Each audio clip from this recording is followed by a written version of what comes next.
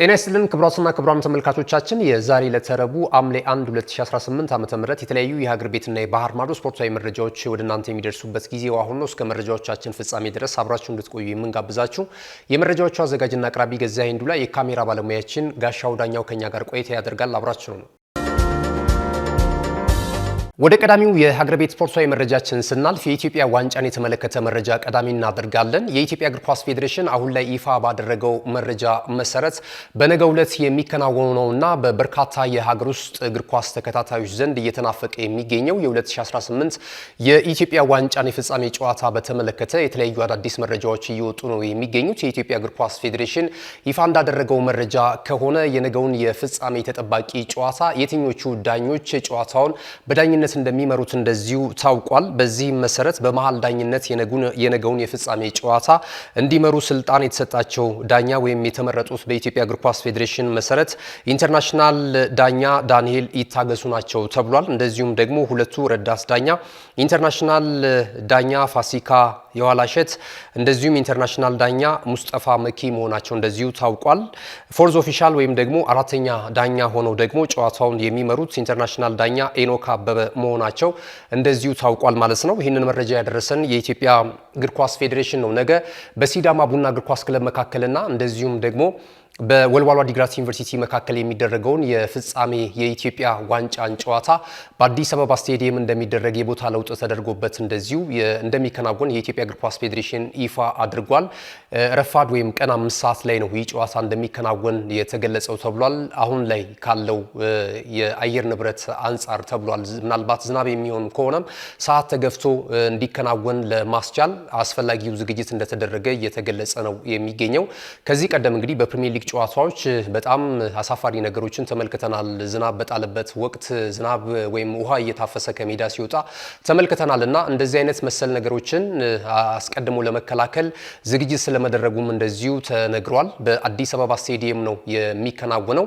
እንግዲህ የኢትዮጵያ እግር ኳስ ፌዴሬሽን በአማረ ሁኔታ ይህ የፍጻሜ ጨዋታ እንዲጠናቀቅ አስፈላጊውን ዝግጅት አድርጓል። ከጸጥታ ጋር በተያያዘ እንደዚሁም ደግሞ ከአንዳንድ ተያያዥ ጉዳዮች ጋራ ጨዋታው በስፖርታዊ ጨዋነት እንዲጠናቀቅ አስፈላጊውን ነገር እየሰራ እንዳለ እንደዚሁ ገልጿል ማለት ነው። በቀጥታ የዚህ የኢትዮጵያ ዋንጫ አሸናፊው ክለብ ደግሞ በካፍ ኮንፌዴሬሽን ካፕ የውድድር መድረክ ላይ ኢትዮጵያን በመወከል 2019 ላይ የሚሳተፍ ነው የሚሆነው ማለት ነው።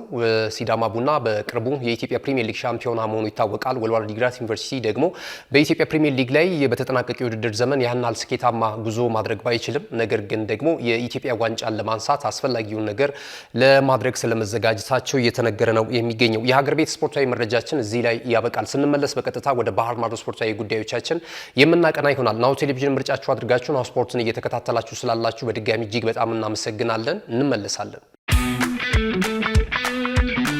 እነሆ የምስራች!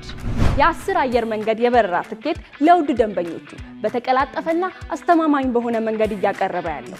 በዚህም በደንበኞቹ የተመሰገነው ጉዞጎ አሁን ደግሞ ተደራሽነቱን በማስፋት ተጨማሪ ባንኮችን በማካተት ለውድ ደንበኞቹ የበለጠ አስተማማኝ ለመሆን ችሏል። የጉዞጎን አፕሊኬሽን ከአፕ ስቶር ወይም ከፕላይ ስቶር በማውረድ የመነሻና የመድረሻ ከተማዎትን መርጠው ዋጋ አወዳድረው የሀገር ውስጥም ሆነ ዓለም አቀፍ በረራ ማድረግ ካሰቡ የበረራ ትኬቶን ክፍያ በአቅራቢያው በሚገኙ ባንኮች አንድም በአካል በመሄድ ወይም በኦንላይን የክፍያ አማራጮች ክፍያዎትን በመፈጸም የበረራ ትኬቶን በእጅ ያስገቡ። ከዚህም በተጨማሪ እንደ ሁል ጊዜው ወደ ጉዞጎ የጥሪ ማዕከላችን 7473 በመደወል ከሙሉ የበረራ መረጃ ጋር የ24 ሰዓት የትኬት አገልግሎት ማግኘት እንደሚችሉ ስናበስሮ በታላቅ ደስታ ነው። ለበረራዎ ጉዞጎ።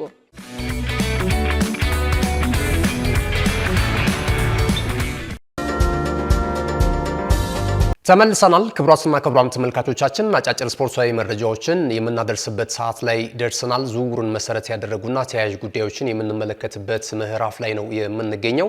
አንቷን ግሪዝማንን መረጃ ቀዳሚ እናደርጋለን። ይህ ፈረንሳዊ ኢንተርናሽናል አሁን ላይ እንግዲህ 35 ዓመቱ ላይ ነው የሚገኘው። በቅርቡ ከክለቡ አትሌቲኮ ማድሪድ ጋር መለያየቱ የሚታወስ ነው። ከዚያም እንግዲህ ወደ ሜጀር ሊግ ሶከር ወይም ወደ MLS አቅንቷል። ኦርላንዶ ሲቲን ለመቀላቀል መስማማቱ የሚታወስ የሚታወቅ ነውና አሁን ላይ የኦርላንዶ ሲቲ እግር ኳስ ክለብ ደጋፊዎችን በይፋ ተዋውቋል። የተጫዋቹ የክለቡ የወደፊት ተጫዋች መሆኑንም እንደዚሁ በይፋ አስታውቋል ማለት ነው። ለኦርላንዶ ሲቲ እንደዚሁም ደግሞ በሜጀር ሊግ ሶከር ለመጫወት የልጅነት ህልሜ ነበር ብሏል። በአጠቃላይ ከትውውቁ በኋላ ማለት ነው። አንቷን ግሪዝማን እንግዲህ በጣም በትልቅ ደረጃ የእግር ኳሱ ቤተሰቦች የሚያውቁት ነው በፈረንሳይ ብሔራዊ ቡድን። ከዛም ባለፈ ደግሞ በአትሌቲኮ ማድሪድም በጣም ጥሩ ጊዜዎችን ማሳለፍ የቻለበትን ሂደት ማስተዋስ እንችላለን። በፈረንሳይ ብሔራዊ ቡድን ወይም ከሀገሩ ፈረንሳይ ጋራ 2018 ላይ ሩሲያ አስተናግዳው ፈረንሳይ የመድረኩን የዋንጫ ክብር ስታነሳ የፈረንሳይ ብሔራዊ ቡድን ላይ ከነበሩ ተጫዋቾች መካከል በመድረኩ ላይም ልዩነት ፈጣሪ ከነበሩ ፈረንሳውያን ተጫዋቾች መካከል አንደኛው ነበር ማለት ይቻላል። ከዛ ባለፈ ደግሞ እንደዚሁ ሌሎች የኔሽንስ ሊግ የዋንጫ ክብሮችንም ከሀገሩ ብሔራዊ ቡድን ጋር ማሳካት ችሏል ማለት ነው። ከአትሌቲኮ ማድሪድ ጋርም እንደዚሁ የኢሮፓ ሊግና የሱፐር ሊግ የዋንጫ ክብሮችን ማሳካት የቻለበትን ሁኔታ መመልከት እንችላለን። በቀጣይ በተለይ ሊዮኔል አንድሬስ ሜሲ የሚገኝበት ሊግ ላይ በራሱ መጫወት ሊጉን የበለጠ ደማቅ ያደርገዋል። ለኔም ትልልቅ ታሪኮችን የምጽፍበት ሊግ ሊሆን ይችላል ብዬ አስባለሁ። እዚህ በተለያየ ሊግ ላይ የምናውቃቸውን ታላላቅ ተጫዋቾች አሁን መዳረሻቸውን በኤምኤልኤስ ወይም ደግሞ አሜሪካ ሜጀር ሊግ ሶከር ላይ እያደረጉ ነው የሚገኙትና የዛ ሊግ አባል በመሆኔ የዛ ክለብ አባል በመሆኔ እጅግ በጣም ደስተኛ ነኝ። የውድድር ዓመቱ እስከሚጀመርም ድረስ እጅግ በጣም ናፍቆኛል የሚል ሀሳቡን ሰጥቷል። ዛሬ ከክለቡ ደጋፊዎች ጋር ትውውቅ በነበረበት ፕሮግራም ላይ ማለት ነው። ወደ ሌሎች መረጃዎቻችን እናልፋለን። የቴሪ ዳንኤል ሆንሪን አስተያየት እናገኛለን። እየተከናወነ በሚገኘው የዚህ የክረምቱ የተጫዋቾች የዝውውር መስኮት ላይ የቀድሞ ክለቡ እንግዲህ አርሰናል ያለው ተሳትፎ በጣም ደካማ እንደሆነ በቅሬታ መልክ እያቀረበ ነው የሚገኘው። የተለያዩ ተጫዋቾች ጋር ስሙ በስፋት እየተያያዘ ይገኛል። ነገር ግን እስካሁን ድረስ ተቀናቃኝ ክለቦችና ወይ ደግሞ የተለያዩ የሊጉ ታላላቅ ክለቦች ተጫዋቾችን በማስፈረም ላይና የዝውውር ሁኔታቸው በጥሩ ሁኔታ ላይ እየሄደ ይገኛል። አርሰናል ግን ፈዞብኛል የሚል አስተያየት ነው የሰጠው። ስለዚህ ማርኬቱ ላይ ያሉት ዋና ተጫዋቾች የተለያዩ ትልልቅ ክለቦች ሳይቀራመቷቸው አስቀድሞ አርሰናል ወደ ዝውውሩ ደፍሮ መግባት መቻል አለበት። ተጫዋቾችን ማስፈረም መቻል አለበት።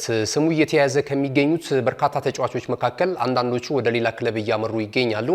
አንዳንዶቹ ደግሞ የበለጠ ሌላ ተጫራች ክለቦች እንዲመጡ አካሄዱ እየጋበዘ ይገኛልና በዚህ ደግሞ መጨረሻ ላይ ወይ ከፍተኛ ገንዘብ እንዲያወጣ ይገደዳል አሊያም ደግሞ ተጫዋቾቹ ወደ ሌላ ክለብ የሚያመሩበት እድል ሰፊ ይሆናልና ክፍተት የሚታይባቸው ቦታዎች ላይ ተጫዋቾችን ማስፈረም ቢችል በጣም ጥሩ ነውና ዘንድሮ በጣም ተዳክሞ ነው እያየሁት የሚገኘው። የዝውውር ሁኔታውን እየተጠቀመበት አይገኝም፣ እንደሚወራለት አይደለም መሬት ላይ ያለው ሀቅ የሚል ቅሬታን አሰምቷል። በተለይ ደግሞ በክለቡ ስፖርቲንግ ዳይሬክተር አንድሪያ ቤርታና በስካውቶቹ የስካውቲንግ ባለሙያዎቹ የአርሰናል እግር ኳስ ክለብን ዝውውሩን በተመለከተ የሚሰራው ዲፓርትመንት በጣም ደካማ ሆኖ እንደሚመለከተው ነው የገለጸው ማለት ነው። የቴሪ ዳንኤል ሆነሪን ጉዳይ አርሰናል አሁን እየሄደበት ካለው የዝውውር ሁኔታ ጋር እንዴት ተመለከታችሁት? እስኪ አርሰናል ፈጽኖ ነው እውነት ዝውውር ሁኔታዎችን እያደረገ የሚገኘው? ባለፈው ዓመት እንዳስደመሙን አንድሪያ ቤርታ ዘንድሮስ አያያዛቸው ምን ይመስላል? ምክንያቱም የተለያዩ ተጫዋቾች በዓለም እግር ኳስ ዋንጫ የውድድር መድረክ ላይ ብቃታቸውን ማሳየት ችለዋልና አሁን ደግሞ ያለው የዋጋ ሁኔታ እየተመለከት እንገኛለን። በተለይ ቶተንሃም ሆትስፐርስ ተጫዋቾችን የሚያስፈርምበት የገንዘብ ጣሪያ እጅግ በጣም ከፍ ብሎ የዝውውሩን ሁኔታም ሊያንረው እንደሚችል እየተገለጸ ነው የሚገኘውና ማርኬቱ ላይ የሚገኙ ከአርሰናል ጋር የሚገናኙ ስማቸው የሚገናኙ ተጫዋቾች ምናልባት በሌሎች ክለቦች የሚነጠቅ ከሆነ የቴሪ ዳንኤል ሆንሪ ሀሳብና አስተያየት ሚዛን ሊደፋ ይችላል። ካልሆነ ደግሞ በውስጥ የሚጨርሷቸው ጉዳዮችን የሄዱበት ካለ ግን አንድሪያ ቤርታ ምናልባት እንግዲህ የእነሱን ማካሄድ መጨረሻ ላይ የሚገመገም ይሆናል። በእናንተ ትዝብት ግን የአርሰናል የዝውውር ሁኔታ የዘንድሮን እንዴት ተመለከታችሁት?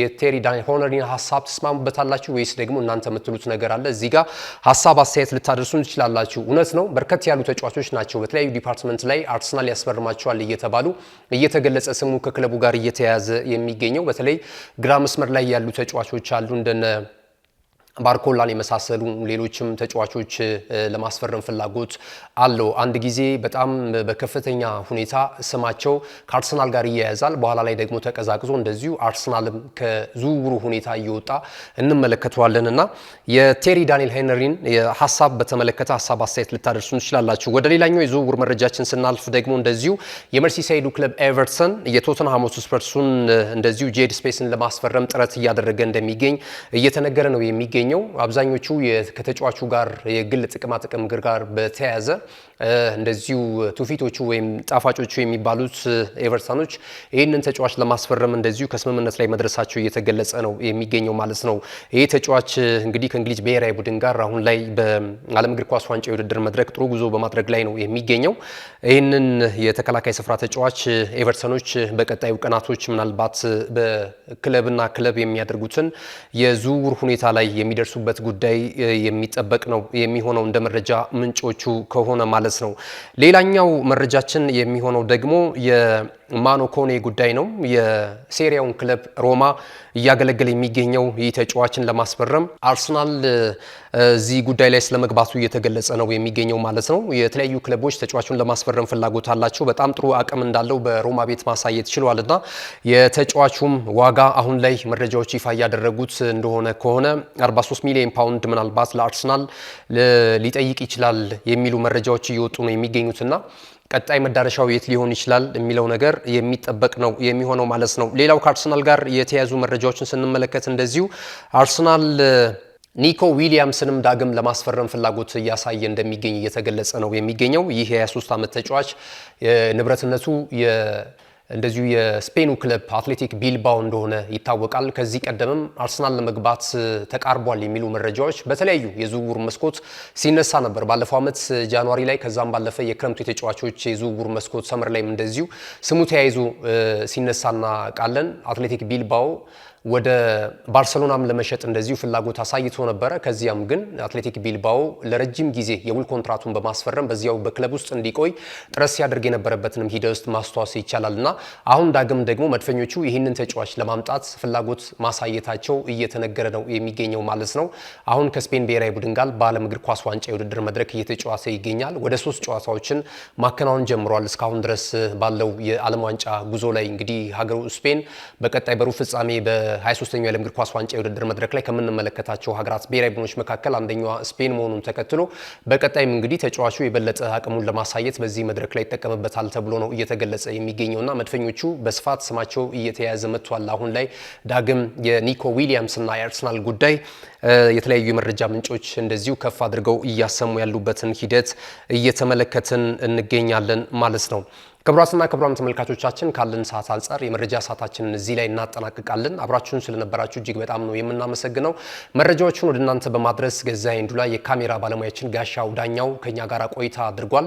ዩቲዩብ ቻናላችንን ላይክ፣ ሼር፣ ሰብስክራይብ በማድረግ ቤተሰብ እንድትሆኑ እንጋብዛችኋለን። አዝናኝ የተለያዩ የሀገር ቤትና የባህር ማዶ ዜናዎችንም ታገኙበታላችሁና በተለያዩ የሶሻል ሚዲያ አማራጮች በመላው ዓለም እየደረስን እንገኛለን። በቲክታክ፣ በፌስቡክ እንዲሁም በዩቲዩብ ቻናላችንና በቴሌግራም ቻናሎቻችን ታገኙናላችሁ ማለት ነውና ስለምታበረታቱንም አስቀድመን እናመሰግናለን። መልካም ጊዜ ይሁንላችሁ።